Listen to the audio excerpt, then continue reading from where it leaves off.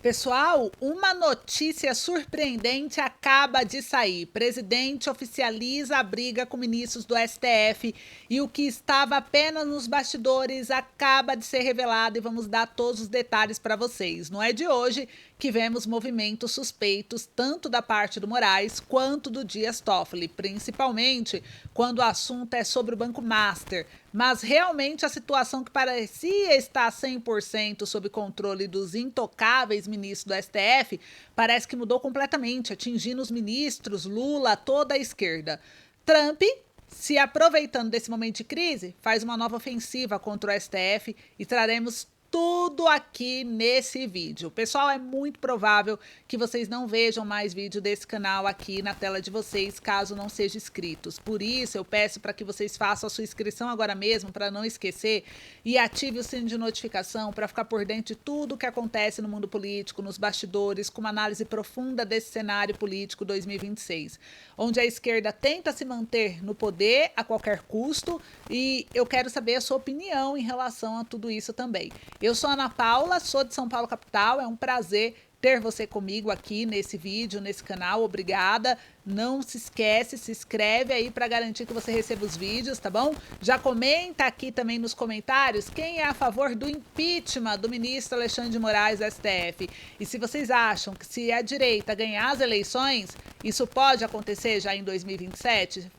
comente aqui sua opinião sincera sobre esse assunto, é muito importante. Estamos em um cenário muito favorável para os candidatos da direita, né, nessas eleições 2026, porque mesmo estando distante ainda da eleição, Flávio Bolsonaro já aparece liderando as pesquisas de intenção de voto muito à frente de Lula. E sabemos que nesse cenário as intenções de voto da direita sempre crescem quando se aproxima das eleições, né? Então vemos já um reflexo disso nas ruas. Na época que era presidente, Jair Bolsonaro fazia diversas passeatas pelo Brasil, recebia amplo apoio, e vemos um Lula escondido que faz declarações apenas ali para o próprio público, dentro da própria bolha, e mesmo assim não é bem recebido. Inclusive, Lula foi hostilizado e eu vou mostrar aqui para vocês. Então eu vou mostrar alguns exemplos desse vídeo. Agora vamos ao que interessa, começando aqui com o presidente que rompe com o STF.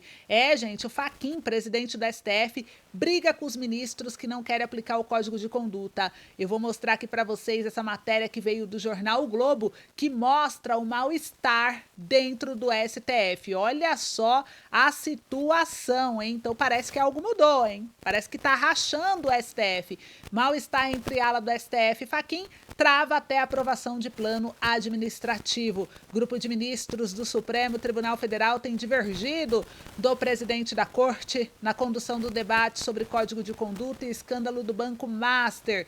Então, no dia 31 de março, o presidente do STF, Edson Fachin, submeteu à votação de seus colegas um relatório de 50 páginas intitulado Plano Estratégico de Longo Prazo. O documento detalha a missão, a visão, o futuro, os valores e também os objetivos da Corte no período de 2026 a 2031. A ideia era que esse procedimento administrativo fosse aprovado no mesmo dia, em um rito burocrático. Alguns magistrados passaram a votar rapidamente, até que um deles ficou desconfiado de um trecho do processo. O item Valores, na página 23, destacava a necessidade de adoção de mecanismo para a gestão de risco de integridade do STF. O ministro entendeu que esse dispositivo poderia abrir uma brecha para que Fachin emplacasse aí o Código de Conduta sem necessariamente passar pela aprovação dos demais membros da Corte.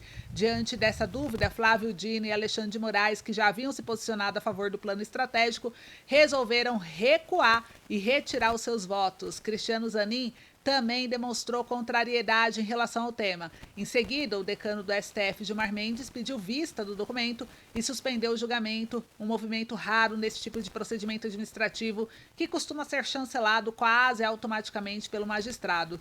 Nos bastidores, esse julgamento de um processo administrativo expôs mais um ponto de atrito entre uma ala do STF e o presidente da Corte. Irritados com a situação, alguns ministros disseram que o pedido de vista feito por Gilmar foi uma forma de dar um recado a Fachin, que mesmo sem consenso entre seus pares, vem defendendo a necessidade de tirar do papel um código de conduta. No mesmo dia em que colocou em votação o plano estratégico, né? de longo prazo da Corte, o chefe do Poder Judiciário, disse que o Supremo deve avançar ainda esse ano na aprovação das normas de ética para os seus membros e afirmou que quem age em desacordo com uma regra precisa se sentir constrangido a repensar o seu comportamento, fazer uma autocrítica e voltar ao caminho. Essas declarações provocaram desconforto em alguns membros da Corte. No dia seguinte, ao pedido de vista de Gilmar, em 1º de abril, Dino fez uma publicação nas redes sociais celebrando 20 anos do Conselho Nacional de Justiça e mandou um recado indireto a Fachin. No texto, o ministro disse que o órgão tem um papel insubstituível, inclusive no que se refere à ética na magistratura. A manifestação do magistrado foi vista por seus colegas como uma alfinetada no presidente do STF, que tem se articulado para aprovar em sua gestão um código de conduta. Em nota, o STF disse que as ações relacionadas à integridade institucional não constituem inovação recente, mas integram uma agenda estruturada e contínua da Corte, que vem sendo fortalecida ao longo dos últimos anos, e que o plano estratégico não se confunde com eventuais iniciativas normativas específicas, como propostas de código de ética, mantendo-se como instrumento de planejamento voltado ao fortalecimento de governança, transparência e integridade institucional. Então, gente, a gente vê aí as divergências entre os ministros, né? A matéria é enorme, não vou ler toda, porque ela é gigante. Mas só para vocês verem aí essa rachadura provocada no STF entre o presidente e os ministros que estão se divergindo. O que vocês acham disso, hein? Comenta aí para mim enquanto você comenta. Eu vou trazer aqui um vídeo rapidinho de uma outra informação que saiu, que é o governo dos Estados Unidos, que mostrou preocupação com censura aqui no Brasil. Parece que o Trump já está de olho no Brasil e isso reforça que precisamos realmente de um código de conduta, né, conforme a matéria anterior. Olha só esse trecho, quem trouxe a matéria foi o próprio jornal Metrópolis. Eu vou compartilhar ela aqui agora com vocês e eu gostaria de saber sua opinião, por isso comenta aí para mim, tá bom? Então vamos ver aqui um trechinho do Departamento dos Estados Unidos. Mas agora a gente vai falar que o governo dos Estados Unidos se manifestou há pouco sobre ações do governo brasileiro que atentariam contra a liberdade de expressão. O posicionamento, obtido com exclusividade pelo Metrópolis, vem na esteira de um relatório divulgado também hoje pelo Congresso dos Estados Unidos. O Samuel Pancher está aqui nos estúdios para falar mais sobre esse assunto. Tudo bem, Samuel Pancher? Tudo bem, Andressa? Tudo jóia. Prazer participar aqui do Panorama. Então, vamos explicar brevemente. E tem tudo a ver com a eleição esse assunto, porque eles estão dizendo que vai impactar, esse silenciamento da direita vai impactar também nas eleições, né? Exatamente. Para explicar do que o governo americano está falando, a gente tem que ir por partes. Então, hoje pela manhã, a gente divulgou um relatório do Comitê para Assuntos Judiciários da Câmara dos Estados Unidos. É o relatório que está aqui na minha mão. Então, a gente recebeu esse documento ontem à noite e a gente publicou hoje pela manhã. E o que ele traz? Ele traz observações dos congressistas americanos sobre o atual ambiente no Brasil envolvendo censura, né, na avaliação deles, silenciamento da oposição, esse tipo de coisa.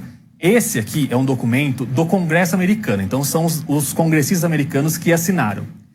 Tendo esse documento em mãos, eu fui atrás do governo americano para ter uma posição oficial do governo dos Estados Unidos. Vocês concordam com isso? Vocês discordam? Qual é a posição do governo Trump sobre isso? E eu consegui agora há pouco essa resposta com exclusividade de um porta-voz do Departamento de Estado, que é quem cuida das relações ali com outros países. O Departamento de Estado faz o papel nos Estados Unidos que o Ministério das Relações Exteriores faz aqui no Brasil. Vou colocar na tela, a gente vai colocar na tela esse statement, né, esse pronunciamento, e eu vou ler para vocês o que o governo americano disse. Então o governo americano começa a resposta para mim dizendo: encaminharemos você à Câmara para comentar o relatório, mas, e aí eles começam, de modo geral, os Estados Unidos têm um interesse histórico e global na liberdade de expressão e na integridade dos processos democráticos em todo o mundo, inclusive no Brasil.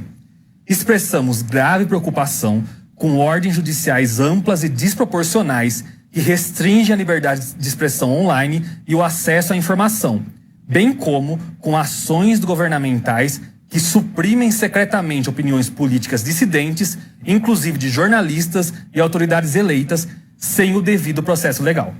Então, essa é uma posição do governo dos Estados Unidos, não é uma posição do Congresso americano mais. E o governo dos Estados Unidos diz, nesse comunicado, que expressa preocupação não só com ações judiciais, mas com ações governamentais que suprimem opiniões dissidentes. Ou seja, é um posicionamento muito forte do governo americano. A gente está vendo nos últimos dias, Andresa, uma subida na retórica, de novo, dos Estados Unidos com relação ao Brasil. Obviamente que ali na Casa Alta, vamos dizer assim, Marco Rubio, o próprio Trump, eles falam em diálogo com o Brasil. O Trump fala que gosta muito do Lula, enfim, considera ele até um amigo e tal. Só que a gente vê essa escalada até ali em graus nessa retórica sobre o Brasil.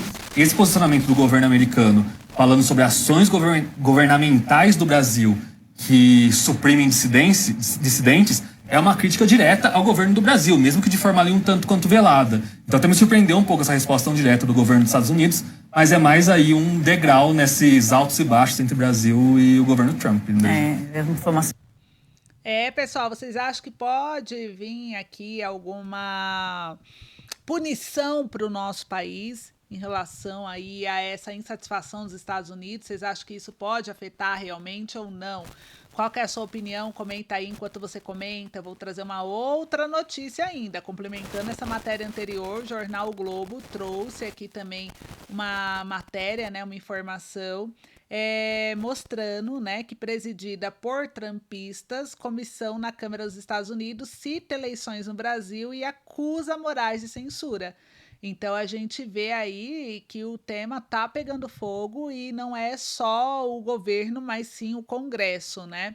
Enquanto isso, gente, olha só, né? A gente vê aqui o Lula criticado durante um próprio evento. É muito importante vocês verem que o Lula, gente, ele não pode sair na rua que ele é hostilizado, né? Até o jornal Metrópolis trouxe uma matéria mostrando aqui como exemplo, eu vou mostrar a tela para vocês, aonde mostra um influenciador que é detido por desacato durante a agenda do presidente Lula. Olha só, a coluna apurou que o homem, ele foi levado à Polícia Federal, onde foi lavrado um termo circunstanciado de ocorrência.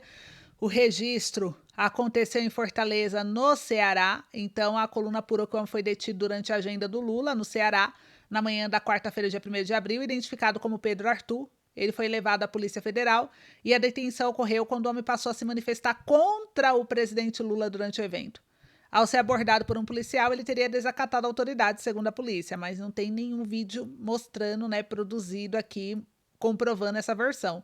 Segundo informações da polícia, após assinar um termo de circunstanciado de ocorrência, ele foi liberado.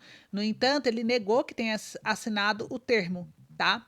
Então, o Pedro, ele é influenciador digital, ele acumula mais de 225 mil seguidores em seu perfil no Instagram. Ele publica vídeos criticando o atual presidente e, né, o seu comando. Então ele fala combatendo o PT no Nordeste, e isso já mostra aí que o governo não está sendo muito bem aceito no Nordeste, não. Então, olha que interessante, né? Aí o Diário do Poder trouxe uma matéria complementando isso, olha só. Quando a gente olha aqui a matéria do Diário do Poder, vídeo, ladrão e vagabundo, Lula é hostilizado em Minas Gerais. A primeira-dama Janja acompanha o petista durante a visita às áreas atingidas.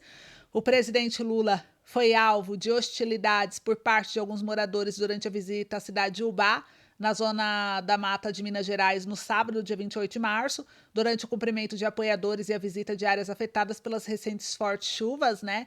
E parte do público proferiu palavras como ladrão, vagabundo, fora Lula. A equipe de segurança presidencial acompanhou o presidente durante toda a visita, garantindo a integridade do mandatário. A primeira-dama também estava acompanhando ele. E aí os vídeos publicados nas redes sociais mostraram o momento em que os populares se aproximavam para manifestar reprovação. Então, olha só aqui. Deixa eu ver se vai passar aqui o... Acorda, Brasil! Bora, safado! Bora, Lula! Acorda! Bora, Lula! Bora! Acorda, Brasil! Tremendo. Ladrão, safado! Parece o olho. Fora, Lula! Vagabundo! Aí aqui embaixo segue mais um ainda. Ao presidente, vai jogar dentro da bunda. E quase caiu.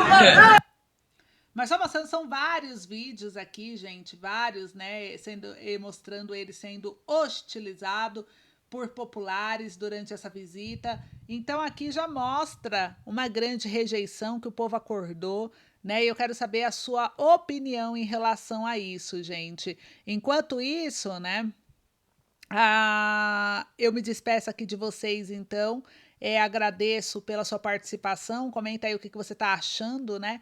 E um beijo grande e até o próximo boletim.